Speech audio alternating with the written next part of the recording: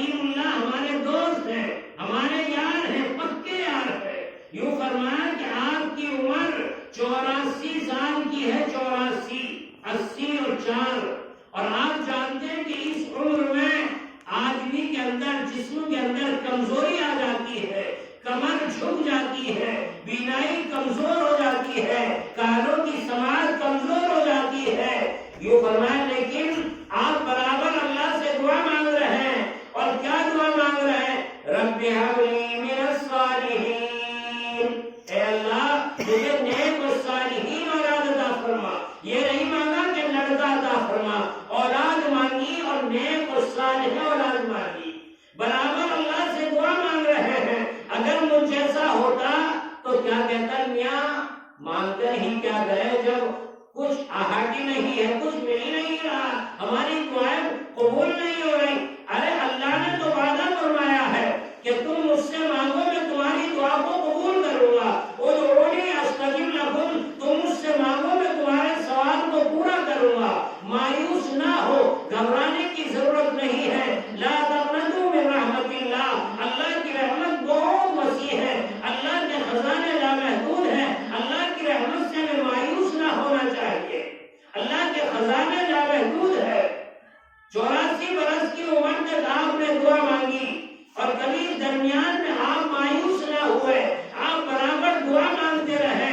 جب آپ کی عمر 86 سال کی ہوئی، یعنی 2 سال اور ہو گئے، 80 اور 6 سال کی عمر ہوئی، تو اللہ نے آپ کی دعا کو قبول فرمایا، اور بشارت بھی قبول کرنے کے بعد، اور فرمایا فَبَشَّرْنَاهُ بِغُلَامٍ حَلِيمٍ، اے ابراہیم ہم نے تمہاری دعا کو قبول فرما لیا، اور ہم تمہیں اولاد دے رہے ہیں، اور اولاد میں بھی تمہیں لڑکا عطا فرما رہے ہیں۔ اب آپ جانیے کہ جب بشارت سنی ہوگی اولاد کی اور وہ بھی لڑکے کی، تو کتنا دل خوش ہوا ہوگا، کتنے آپ مطمئن ہوئے ہوں گے جب اللہ نے آپ کو بیٹا عطا فرمایا جس کا نام اسماعیل علیہ السلام رکھا گیا۔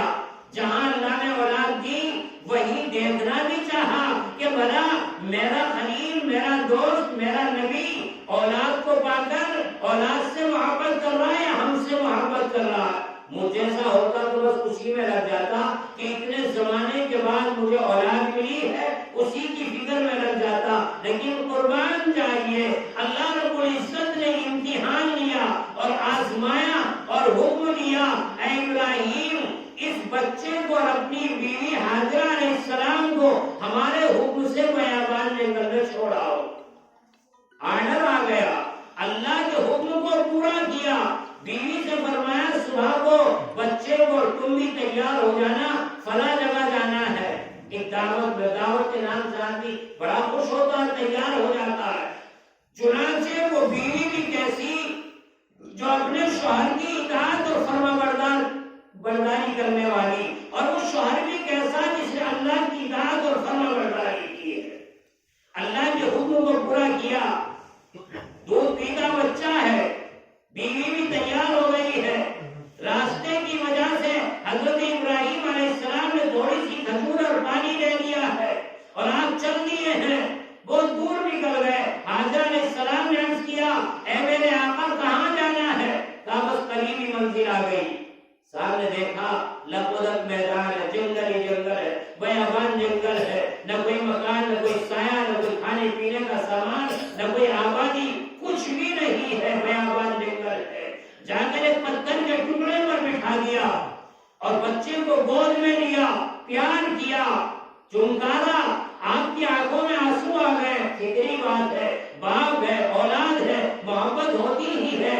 آنکھوں میں آنسو دیکھے، حاجرہ علیہ السلام نے کہا جو آپ کی بیوی ہے، اور کہنے لگی اے ابراہیم آخر آپ کی آنکھوں میں آنسو کیوں ہے؟ آپ کیوں رو رہے ہیں؟ کہا ہم دونوں کی، بچے کی، تمہارا ہمارا جدائی کا وقت آ گیا ہے۔ اب مجھ جیسے کی ہوتی نا تو وہی سر پر چڑھ کر بیٹھ جاتی اور نہ معلوم کیا کیا الفاظ کہہ بیٹھتی، لیکن قربان جائیے ہاتھ جوڑ کر آگے کھڑی ہو جاتی ہے اور کیا کہتی ہے میرے آقا اگر مجھ سے کوئی غلطی ہوئی ہے یا میرے معصوم بچے سے کوئی غلطی ہوئی ہے تو میں معافی چاہتی ہوں۔ حضرت ابراہیم علیہ السلام فرما رہے ہیں نہ تجھ سے نہ تیرے بچے سے کوئی غلطی ہوئی، یہ اللہ کا حکم ہے۔ اللہ کا جب نام سنا حاجرہ علیہ السلام نے کہا اے ابراہیم اے ہمارے شوہر جاؤ ہمارے لیے دعائے خیر کرنا، اللہ ہماری حفاظت فرمائے۔ اللہ کی حفاظت میں دے کر آپ واپس آنے لگتے ہیں، دیکھو تو کون تھا وہاں مدد کرنے والا، کون تھا وہاں دیکھ بھال کرنے والا؟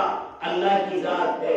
اللہ کی ذات پر بھروسہ کر کر بیابان جنگل میں، ارے اب تو بیابان جنگل کو چھوڑیے، آج کا نوجوان سسرال میں چھوڑنے کو تیار نہ ہوگا، اور کیا کہے گا میاں جب اتنی محبت کی تو شادی کیوں کی تھی، اپنے گھر ہی رکھتے، میں اپنے گھر ہی رکھتے، آہا قربان جائیے۔ فرمایا یہ جب آنکھوں سے اوجل ہو گئے، رات کی تاریکی چھانے لگی، اب پتھر کے ٹکڑے پر بیٹھ کر حاجرہ علیہ السلام اللہ کے ذکر میں مشغول ہو جاتی ہے۔ میں نے عرض کیا اللہ کا ذکر بہت بڑی چیز ہے، اور جو اللہ کا ذکر کرتا ہے وہ اللہ کے نزدیک زندہ ہے، اور جو اللہ کا ذکر نہیں کرتا وہ اللہ کے نزدیک مردہ ہے۔ یہ اللہ کے ذکر میں لگ گئی، دودھ پیتا بچہ گود میں ہے، پوری رات گزار دی، کئی دن گزار دیے، وہ کھجور اور پانی کیا کام دیتی، کچھ دن چلا ختم ہو گیا، اب فکر ہوئی ہے اللہ کہاں سے آئے گا کھانا اور پانی، کہاں سے ہوگا ہمارا کام؟ بچے کے اور خشک ہونے شروع ہو گئے، ادھر بچے کا خیال ہے، اپنا بھی فکر ہے، جائے تو کہاں جائے، کس سے کہے؟ آخر کار بچے کو ریتلی زمین پر لٹایا اور پانی کی تلاش میں نگاہ دوڑائی، کہیں دور دور تک پانی نظر نہ آیا، آہا کبھی ادھر بھاگ رہی کبھی ادھر دوڑ رہی ہے، ایک طرف بچے کا بھی خیال ہے کہ کہیں میرے بچے کو کوئی جانور نہ لے جائے، کوئی موذی جانور اٹھا کر نہ لے جائے، کوئی پھاڑ نہ ڈالے۔ وہ دو پہاڑی ہے نا، اللہ ان پہاڑیوں پر ہم سب کا جانا نصیب فرما دے، جو حضرات دیکھ کر آئے انہیں خوب معلوم ہے وہ کون سی پہاڑی ہے۔ ان الصفا والمروہ من شعائر اللہ، وہ کوئی صفا اور کوئی مروہ دو پہاڑی ہے جن پہاڑیوں پر حضرت حاجرہ علیہ السلام نے چکر لگائے، پانی کی تلاش میں چکر لگاتی ہے، ادھر بچے کو بھی دیکھ رہی ہے، ادھر پانی کی تلاش میں دوڑ رہی ہے۔ اللہ کو یہ دوڑنا چکر لگانا اتنے پسند آئے، اتنا پسند آئے ہیں، اتنا محبوب بنے ہیں، اور فرما دیا قیامت تک جب بھی یہاں کوئی حاجی حج کرنے کے لیے آئے گا، جب تک ان دونوں پہاڑوں کے ساتھ چکر نہیں لگائے گا ہم اس کے حج کو قبول نہیں فرمائیں گے۔ یہ سنت ہے، یہ ادا ہے، یہ عمل ہے حضرت حاجرہ علیہ السلام کا۔ آہا ایسی آواز آتی ہے اے آمنہ فکر مت کر، ہم نے تیرے بچے کے لیے انتظام کر دیا ہے۔ اب آواز تو آ رہی ہے لیکن کوئی شکل و صورت نظر نہیں آ رہی ہے۔ بچے کے پاس آتی ہے، دیکھا کہ بچہ اینڈیاں رگڑ رہا ہے جیسا کہ بچوں میں عادت ہوتی ہے۔ اسماعیل علیہ السلام اینڈیاں رگڑ رہے ہیں اور اینڈی کے نیچے سے پانی ابل رہا ہے، پانی نکل رہا ہے۔ حضرت حاجرہ علیہ السلام کی زبان سے آب زمزم نکل گیا، وہ پانی ٹھہر جاتا ہے۔ آپ نے ڈول لگائی، مینڈ باندھی، وہی وہ کنویں کی شکل بن گیا۔ یوں فرمایا اگر حضرت حاجرہ علیہ السلام وہ ڈول نہ باندھتی تو آج وہ پانی پوری دنیا میں پھیلا ہوا ہوتا۔ وہ پانی برکت والا، رحمت والا پانی کب جاری ہوا؟ محنتوں کے ساتھ جاری ہوا۔ ایڑی کے نیچے سے پانی اللہ نے نکالا، یہ اللہ نے اپنی قدرت کا کرشمہ دکھایا، اور یوں فرمایا دیکھو کتنا وہاں استعمال ہوتا ہے اور کتنا ٹنوں دنیا کے اندر آتا ہے۔ ہر گاؤں، ہر ضلع، ہر بستی، ہر شہر میں وہاں کا پانی آتا ہے، لیکن آج تک کم ہونے کا نام نہیں ہے، کم نہیں ہوتا۔ دو چیزیں وہاں کی، کھجور اور پانی۔ یہ سنت حضرت ابراہیم علیہ السلام کی۔ فرمایا جب ابراہیم علیہ السلام بیوی اور بچے کو چھوڑ کر گئے تھے تو کھجور اور پانی ہی لے کر گئے۔ اللہ کو اتنی پسند آئی، اور اس گاؤں، اس آبادی کو کس نے آباد کیا؟ جس کا نام مکہ معظمہ ہے، کس نے آباد کیا؟ حاجرہ اسماعیل علیہ السلام نے تو آباد کیا ہے۔ لوگ آئے، قافلے والوں نے دیکھا کہ جب ہم پہلے یہاں سے گزرے تھے تو نہ کوئی پانی تھا، نہ کوئی مرد تھا، نہ کوئی عورت تھی، یہاں پہ ایک عورت دودھ پیتا بچہ اور پانی کا کنواں بھی ہے۔ آخرکار وہاں انہوں نے دعا سلام کی اور کہا کہ پانی کی اجازت ہو ہم پی لیں، آپ نے اجازت دے دی، اور قافلے والوں نے مشورہ کیا کہ اگر آپ اجازت دیں تو ہم یہیں پر ڈیرا ڈال لیں، قیام کر لیں۔ حاجرہ علیہ السلام چاہتی تھی کہ آبادی اور ہمیں رونق ہو، آبادی بڑھے، آپ نے اجازت دے دی۔ یوں آتا ہے کہ لوگ آتے گئے، قافلے آتے گئے اور آبادی بڑھتی گئی۔ ایک دن مشورہ ہوا کہ اس گاؤں کا، اس آبادی کا نام کیا رکھا جائے، تو حضرت حاجرہ علیہ السلام نے فرمایا اس آبادی کا نام مکہ معظمہ رکھا جائے۔ مکہ معظمہ آباد کرنے والی حاجرہ اسماعیل علیہ السلام ہیں۔ جو لوگ اس جگہ کو دیکھ کر آئے ہیں، گئے ہیں، وہ بڑے خوش قسمت ہیں، ان سے معلوم کرو کہ وہ کیسا خوشنما منظر ہے۔ وہاں سے آنے کو طبیعت نہیں کرتی۔ دعا کیجیے کہ پروردگار عالم اس مقام پر ہم سب کو بار بار جانا اور حاضری اللہ ہم سب کی نصیب فرما دے۔ بات دور چلی گئی، بیٹھ کر رہا تھا کہ اتنی مشقت کے بعد اللہ نے اولاد دی تو اللہ نے امتحان کا پرچہ بھی دے دیا۔ پھر ذرا یہ بچہ ہوشیار ہوا، اس عمر کو پہنچا کہ باپ کی خدمت کر سکے، باپ کے کام آ سکے، باپ کا سہارا بن سکے، تو اللہ نے دوبارہ آرڈر دے دیا کہ جو چیز تمہیں سب سے زیادہ محبوب ہو اسے ہمارے راستے میں نام پر قربان کرو۔ آپ نے اونٹوں کی قربانی کی، آپ سنتے رہتے ہیں، مختصر مطالعہ ہو، آپ نے اونٹوں کی قربانی کی 3 دن تک، چوتھی رات آواز آئی ہمیں وہ چیز چاہیے جو دنیا میں تمہیں سب سے زیادہ محبوب ہے۔ چنانچہ اسماعیل علیہ السلام کی قربانی مانگی، اللہ نے دی نہیں بلکہ مانگی ہے۔ اس پر بھی آپ پورے اترے ہیں، اور اب وہاں اس میدان میں لے گئے، کہاں پر؟ جہاں حاجی لوگ قربانی کرتے ہیں دمبوں کی۔ وہ کون سی جگہ ہے؟ مینا کی جگہ ہے جہاں حاجی لوگ قربانی کرتے ہیں۔ اللہ کو یاد آئی، اتنی پسند آئی، اتنی پسند آئی کہ اللہ نے قربانی کو قبول فرما لیا اور فرمایا اے ابراہیم تم نے تو خواب کو سچا ہی کر دکھایا۔ اس کے بدلے میں اللہ نے دمبا جنت سے جبریل علیہ السلام کے ذریعے سے بھیجا اور فرمایا جب تک بھی تمہارا امتی اور ہمارا بندہ ہے بندی قربانی کرے گا، وہ جانوروں کی قربانی دیں گے، ہم ان کو ثواب اتنا ہی عطا فرمائیں گے جتنا آج تمہیں اسماعیل علیہ السلام کی وجہ سے عطا فرما رہے ہیں۔ یہ سنت ہے حضرت ابراہیم و اسماعیل علیہ السلام کی، کوئی ہنسی اور کھیل کی بات نہیں ہے۔ میں عرض کرنے کا منشا یہ ہے کہ اتنی مدت کے بعد اللہ نے اتنے زمانے کے بعد اولاد دی اور امتحان کا پرچہ بھی دے دیا۔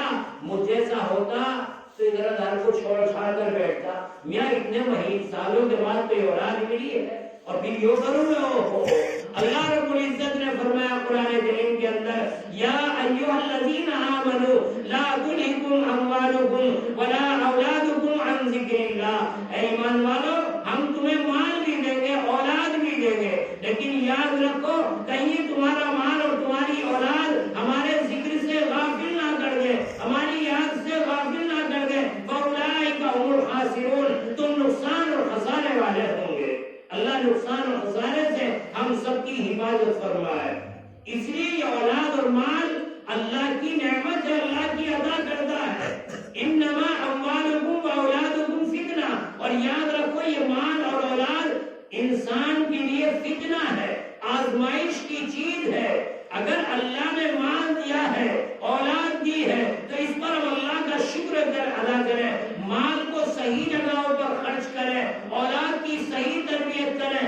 اگر ہم نے ایسا کیا تو انشاءاللہ یہ مال بھی ہمارے لیے ذریعہ نجات بنے گا اور یہ اولاد بھی ہمارے لیے ذریعہ نجات بنے گی۔ کب بنے گی؟ جب ہم نے صحیح استعمال کیا ہوگا۔ یوں فرمایا اللہ نے اولاد دی ہے، ماں باپ پر ذمہ داری ہے کہ سب سے پہلا کام تو یہ ہے کہ اولاد کا صحیح نام رکھے، چاہے وہ لڑکی ہو یا لڑکا ہو، ایسا نام رکھے جو ہمارے بڑوں سے، اسلاف سے، صحابہ سے ملتا جلتا ہو، جس نام کے معنی سے ہی ہو، معنی کا بھی اثر پڑتا ہے۔ آج برا نہ مانو تو کہہ دیا جائے آج ہم نے نام ایسے رکھنے شروع کر دیے جانوروں والے، تو وہی حسرتیں بچوں کے اندر آ رہی. اللہ ہم سب کی حفاظت فرمائے.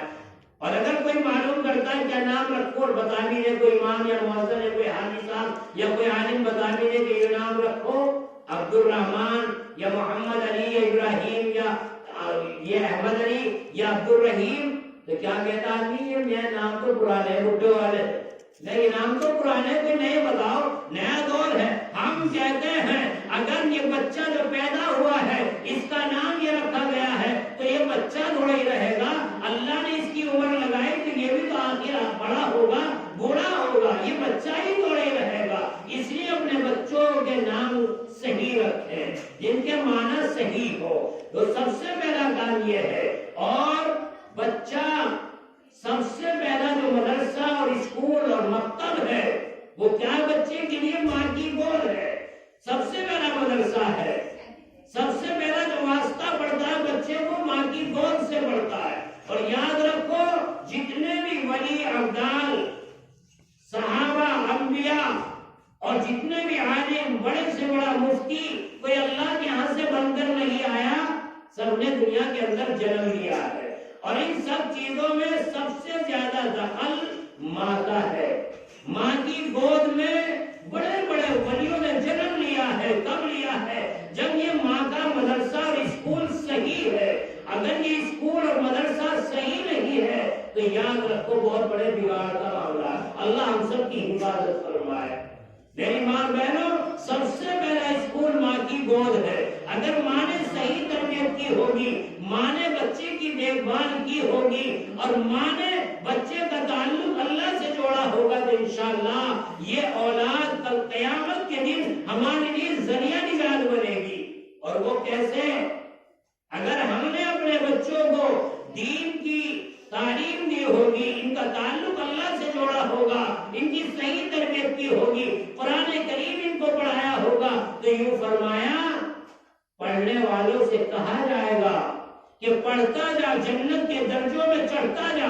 جہاں تیری آخری آیت ہوگی وہیں جنت کے اندر تیرا ٹھکانہ، تیرا مقام ہوگا. یہ تو پڑھنے والے کا انعام اور اکرام ہوگا. یاد رکھو وہ ماں باپ بڑے خوش قسمت ہیں، وہ ماں باپ بڑے مبارک ہیں جن ماں باپ نے اپنے بچوں کو دین کی تعلیم سے آراستہ کیا. ہم کہتے ہیں کہ دنیاوی تعلیم سے کون آپ کو منع کرتا ہے؟ کوئی نہیں روکتا ہے، کوئی ناجائز نہیں بتاتا ہے، کوئی حرام نہیں بتاتا ہے. خوب پڑھیے، اپنے بچوں کو بھی پڑھائیے، آپ بھی پڑھیے. آپ کون منع کرتا ہے؟ آپ انجینئر بنائیے، آپ پروفیسر بنائیے، آپ ماسٹر بنائیے، کچھ بھی بنائیے. کون منع کرتا ہے؟ دنیا میں ضرورت کی چیزیں ہیں، دنیا میں آگے بڑھیے، ترقی کیجیے. لیکن سب سے پہلا کام جو ہے وہ دین کا ہے، قرآن کا ہے. آپ اپنے بچے کو سب سے پہلا دین کا علم پڑھائیے. اس کے بعد چاہے دنیا کا کتنی بھی آپ ڈگری حاصل کرا دیں، کوئی منع نہیں کرتا ہے.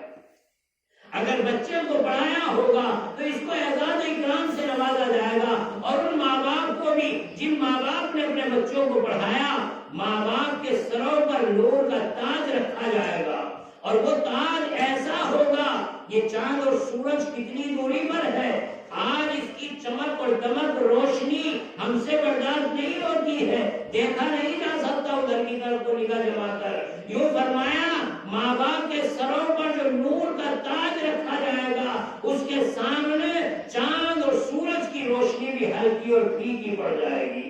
اور ماں باپ کو ایسے جوڑے، قیمتی جوڑے پہنائے جائیں گے، اگر پوری دنیا مل کر بھی ان جوڑوں کی قیمت ادا کرنا چاہے تو ادا نہیں کر سکتی ہے. یہ دین کے قرآن کے علم کے عوض میں اللہ رب العزت عطا فرمائیں گے. اور اگر ہم نے اپنے بچوں کو یوں ہی لاڈ اور پیار اور محبت سے بگاڑ دیا، ان کو دین کی تعلیم نہ دی، ان کی صحیح تربیت نہ کی، تو کل قیامت کے دن یہی ہماری لاڈلی اولاد اور یہی ہماری چہیتی اولاد، جس اولاد کی خاطر ہم نے خون پسینہ عائد کیا، جس اولاد کی خاطر ہم نے نہ حلال دیکھا نہ حرام دیکھا، جس اولاد کی خاطر ہم نے نمازوں کو بھی چھوڑا، روزوں کو بھی چھوڑا، محنت کرتے رہے اولاد کے لیے، اگر ان کی صحیح تربیت نہ کی تو یہی لاڈلی اور چہیتی اولاد کل قیامت کے دن کہے گی اللہ سے، کیا کہے گی؟ اور مقدمہ دائر کرے گی ہمارے خلاف. آپ جانتے ہیں نا دنیا کے اندر بھی کسی پر مقدمہ دائر کیا جاتا ہے تو کیا کیا اللہ ہم سب کی حفاظت فرمائے اور اللہ ہم سب کو محفوظ فرمائے. یہ چہیتی اور لاڈلی اولاد اللہ کے ہاں مقدمہ دائر کرے گی اور کیا کہے گی؟ انا اطعنا سادتنا وكبرانا فاضلونا السبيل ربنا آتهم ضعفين من العذاب والعنهم لعنا كبيرا. یہ اللہ سے کیا کہے گی یہ لاڈلی اولاد؟ اے اللہ یہ جو ہمارے ماں باپ ہیں، جو ہمارے بڑے ہیں، اے اللہ ان کو دگنا عذاب دیجئے. اے اللہ ان کے گلے میں لعنت کا توق پہنا دیجئے. کیوں؟ اے اللہ یہ خود بھی ڈوبے ہیں، انہوں نے اپنے ساتھ ساتھ ہمیں بھی ڈبو دیا ہے. کون کہے گی؟ یہ لاڈلی اولاد کہے گی. اس لیے ضرورت ہے کہ اللہ نے اولاد دی ہے تو ان کی صحیح تربیت کرے.